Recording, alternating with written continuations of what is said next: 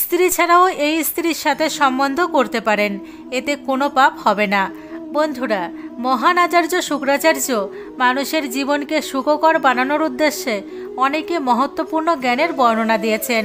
শুক্রাচার্য স্ত্রী আর পুরুষের অনেক লক্ষণের বর্ণনা তার নীতিতে করেছেন। মনুষ্যকে নিচু পুরুষ আর স্ত্রীর থেকে দূরে থাকার আদেশও দিয়েছেন।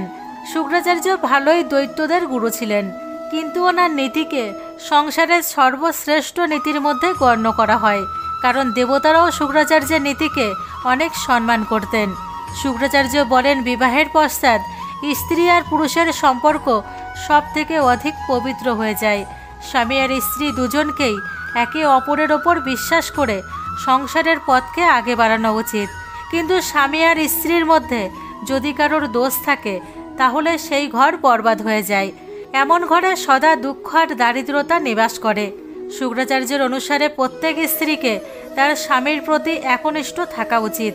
তার স্বামীর বিরুদ্ধে তার কখনোই যাওয়া উচিত নয়। যেখানে তার স্বামীর সম্মান নেই তেমন স্থানে সেই স্ত্রীদের কখনোই পা বাড়ানো উচিত নয়। এক স্ত্রীর জন্য তার স্বামীর সব কিছু হয়, সাথে তার স্বামীরও এটা কর্তব্য যে তার স্ত্রীর অনুগত্য থাকে। সে তার সাথে কখনোই দুর্ব্যবহার না করে, তার নিজের স্ত্রী ছাড়া কখনো অন্য স্ত্রীর সম্পর্কে বিচার না করে, আর না কখনো কোনো পর স্ত্রীর সাথে সম্বন্ধ স্থাপন করে। এমন করাতে ঘরের বিনাশ হয়ে যায়। মনুষ্যকে তার সমস্ত ইন্দ্রিয়ের ওপর নিয়ন্ত্রণ রেখেই সংসারের রথ চালানো উচিত। স্ত্রী ছাড়া পর স্ত্রীতে রথ রাখা পুরুষের সর্বনাশ না চাইলেও অবশ্যই হয়ে যায়। কিন্তু শুক্রাচার্য এমন একজন স্ত্রীর সম্পর্কেও বলেছেন যার সাথে স্ত্রী ছাড়াও সম্বন্ধ করা যেতে পারে, কিন্তু এমন কেবলমাত্র একই পরিস্থিতিতে করতে পারেন, অন্যথায় আর ভয়ঙ্কর পরিণামে ভুগতে হতে পারে। বন্ধুরা, আজকে আমি স্ত্রী ছাড়াও দ্বিতীয় যে স্ত্রীর সম্পর্কে বলতে যাচ্ছি, যার সাথে পুরুষ সম্বন্ধ করতে পারে, তাতে কোনো দোষ হবে না, কোনো অপরাধ হবে না। কিন্তু এই কাজ করার আগে পুরুষের সাবধান হয়ে যাওয়া উচিত। শুক্রাচার্যের অনুসারে এক পুরুষের জন্য তার স্ত্রীর মাহাত্ম্যই সব থেকে ওপরে হওয়া উচিত, কোনো অন্য স্ত্রীতে নয়। কিন্তু যদি আবশ্যক পড়ে তাহলে সে দ্বিতীয় কোনো এক স্ত্রীর সাথে সম্বন্ধ অবশ্যই করতে পারে, যার সম্পর্কে প্রত্যেক পুরুষেরই জেনে রাখা উচিত।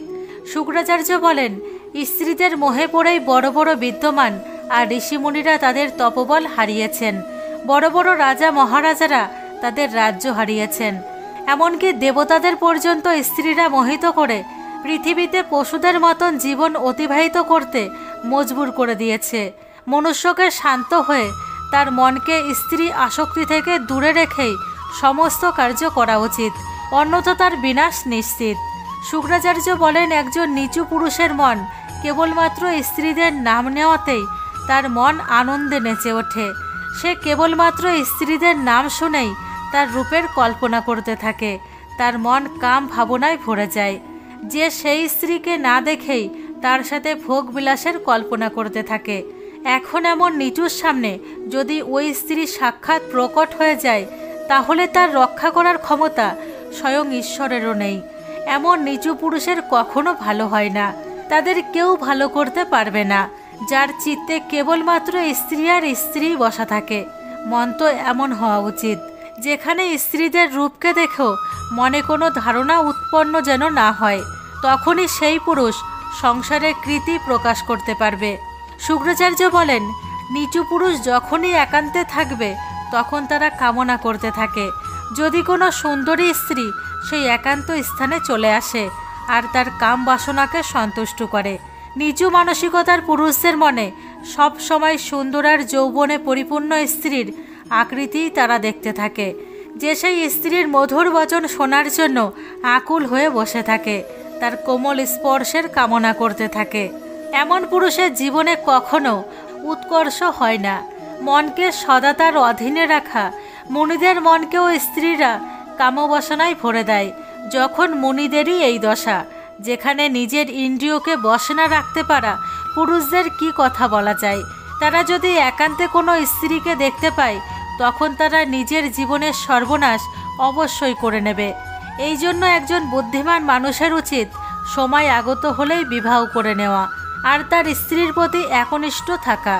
শুক্রাচার্য বলেন, স্ত্রীদের প্রতি রুচি না রাখা পুরুষদের জন্য তার স্ত্রী সদাই সুখ প্রদানকারিণী হয়। যে স্ত্রীদের প্রতি আসক্ত না হয়ে তার জীবনের উৎকষ্ট করে নেয়, স্ত্রী তাকেই তার প্রাণনাথ স্বীকার করা পছন্দ করে। এমন পুরুষদের স্ত্রী তার সমস্ত কিছু ত্যাগের জন্য তৎপর হয়ে যায়। যে পুরুষ সদা সর্বদা স্ত্রীদের বিষয়ে ভাবতে থাকে, যে সব সময় স্ত্রীদের সাথে সম্ভোগ করার কামনা করে, তার কখনো ভালো হয় না। মূর্খ পুরুষ তার জীবন স্ত্রীদের পেছনেই ব্যতীত করে ফেলে। উঠতে বসতে শুতে জাগতে তারা কেবলমাত্র স্ত্রীই দেখতে পায়। তাদের মনে কেবলমাত্র স্ত্রী বসে থাকে। এই কারণেই মানুষ কল্যাণকারী কার্য করতে পারে না। শুক্রাচার্য অনুসারে কোনো যুবতীর সাথে প্রেম করাও অনুচিত নয়। যে স্ত্রীর প্রেমে সমাজ বা ঘরের সম্মানের উল্লঙ্ঘন হয় না, তাতে কোনো প্রকারের দোষ হয় না। কিন্তু সমাজের বিপক্ষে গিয়ে সমাজ আর শাস্ত্রের পালন না করেই কোনো স্ত্রীকে ফাঁসিয়ে অথবা মিথ্যা লোভ দেখিয়ে তার সাথে সম্বন্ধ স্থাপন করা অনেকই অনিষ্ট কারণ হয়। কখনো কোনো স্ত্রীকে মলিন করা উচিত নয়। এক স্ত্রী অত্যন্ত পবিত্র হয়, সে কোনো ঘরের লক্ষ্মী, তাকে কখনোই দূষিত করার কামনা রাখা উচিত নয়। দ্বিতীয় পুরুষের স্ত্রীর সাথে সম্বন্ধ স্থাপন করা পুরুষ নিচু শ্রেণীর হয়। এমন পুরুষদের কাছে স্ত্রীদের কখনো যাওয়া উচিত নয়, সে তার জীবনকে বরবাদ করে দেবে। কিন্তু শুক্রাচার্যের অনুসারে একজন পুরুষ স্ত্রী ছাড়াও দ্বিতীয় এক স্ত্রীর সাথে বিবাহ করতে পারে। যদি তার স্ত্রী দুঃখী না হয়, সে তার স্বামীকে দ্বিতীয় স্ত্রীর সাথে প্রেম করার জন্য অনুমতি দেয়, তাহলে সেই পুরুষ দুই স্ত্রীকেই বরাবর অধিকার এবং সুখ দেওয়াতে সমর্থ হয়। তাহলে সে অন্য স্ত্রীর সাথে প্রেম করতে পারে। কিন্তু যে স্ত্রী তার গৃহলক্ষ্মী মানে তার স্ত্রী, যে পুরুষ তার স্ত্রীকে দুঃখী করে দ্বিতীয় স্ত্রীর কাছে যায়, তাহলে এমন পুরুষকে মূর্খই বলে। শুক্রাচার্য বলেন, যেভাবে এক মেয়ে পশুর কাছে দুই নর পশু থাকতে পারে না, একইভাবে এক পুরুষের কাছে দুই স্ত্রী কখনোই থাকতে পারে না। তাদের জীবনে কখনো সুখ শান্তি আসে না। কিন্তু যদি স্ত্রীর মধ্যে কোনো কমি থাকে আর দ্বিতীয় স্ত্রীর জন্য সহমত থাকে, তাহলে পুরুষ দ্বিতীয় বিবাহ অবশ্যই করতে পারে, এতে কোনো দোষ নেই। এই কথা প্রাচীনকালে রাজা মহারাজাদের ওপর লাগু হতো, কিন্তু আজকের সময় এমন হওয়া অসম্ভব। এই জন্য কোনো পুরুষ তার স্ত্রীকে দুঃখী করে অন্য স্ত্রীর ওপর আসক্তি দেখাবেন না, এটাই বুদ্ধিমানের কাজ। না হলে আপনার হাতেই আপনার পরিবারের বিনাশ হয়ে যাবে। তাহলে বন্ধুরা, শুক্রাচার্যের নীতির অনুসারে আপনাদের মতামত কমেন্টে অবশ্যই বলবেন। এই জানকারি ভালো লেগে থাকলে ভিডিও লাইক অবশ্যই করবেন আর কমেন্টে জয় গৃহলক্ষ্মী অবশ্যই লিখবেন। ধন্যবাদ।